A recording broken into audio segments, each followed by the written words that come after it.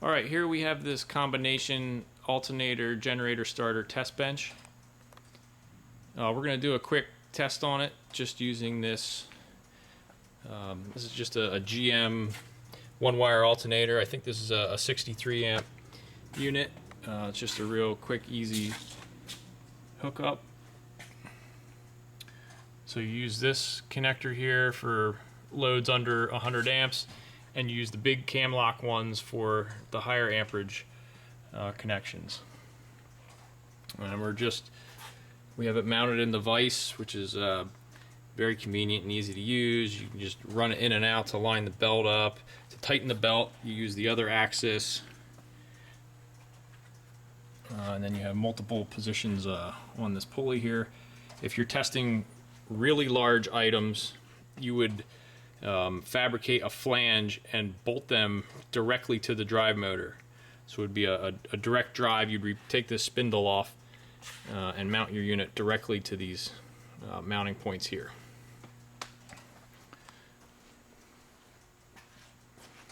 So here's the front control panel. The whole right half, the whole right door, is the alternator testing side.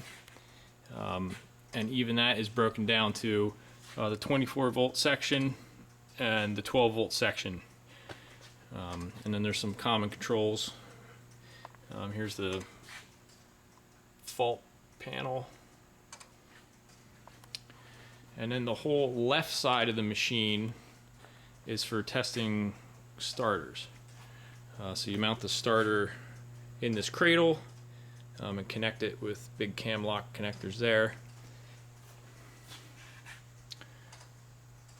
And here's all the starter controls. It's not as involved as the alternator side because there's no load bank or anything. It's not load testing the starter, it's just free spinning it. Turn that on. So you pick your voltages here. That's the coarse adjustment, and here's the fine adjustment, 12 or 24 volt for the starter.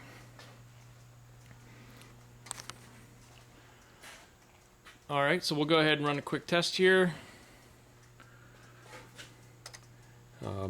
First thing you have to do, the power is already on. You can turn the load bank on. The unit under test voltage, we have it set at 12, which shows up here. Then you pull this momentary switch to whether the item is grounded negatively or positively. So we hold down negative. That's already done up there. And then you choose the rotation that the motor will drive the alternator.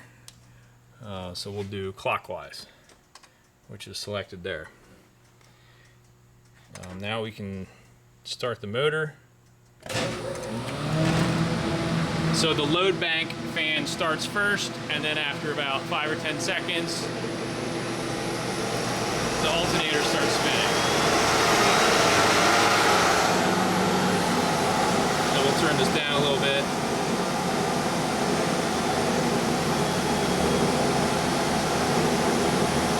So the direct drive RPM is the speed that the motor is actually spinning, and because of the pulley reduction, the speed that the alternator is actually spinning is roughly twice that here, 4,600. We'll even turn that down a little more.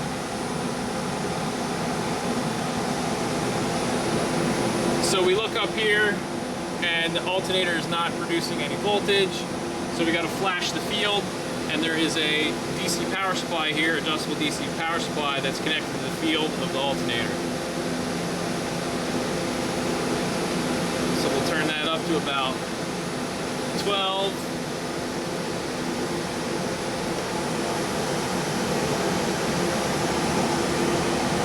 All right. And alternator's still not generating because we have to turn the UUT ignition switch on. As soon as we did that, alternator's charging. We can turn the field off. Alright, so the alternator's on with no load. So now you just start adding load steps, which is just adding heaters into the load bank. So this is a 60 amp alternator, so we'll use this load step here, 12.5. We'll kick it on 1. And puts 12.5 amps load on it. We go again. It goes up. Again.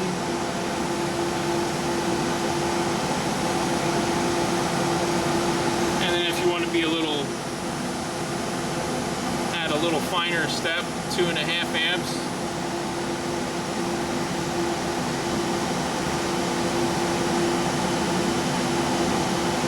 And then so that's a pretty good load for this smaller alternator. And then you can vary the speed to see how the voltage regulator part of the alternator works.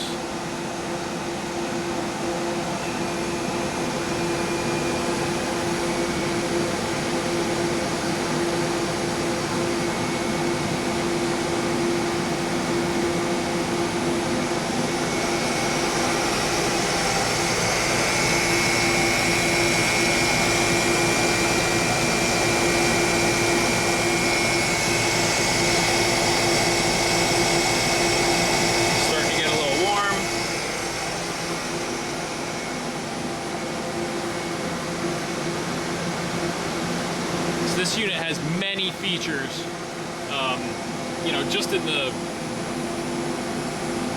fault indicators alone. If you lose some airflow to the cooling fan, it'll shut down, or a high temperature in the load bank, or low airflow over the drive motor.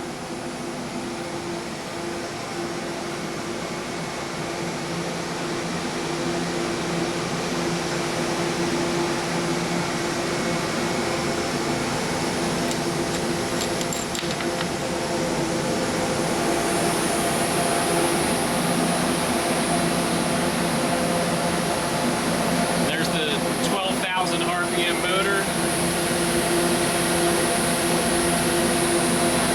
And here's how it senses if it has enough airflow with a differential pressure switch.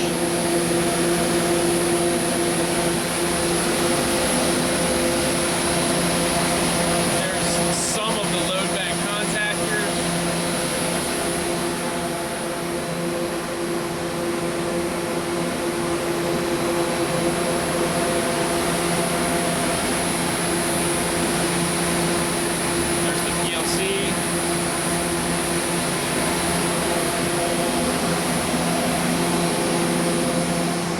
So overall, it's just an incredibly well-built unit with many features.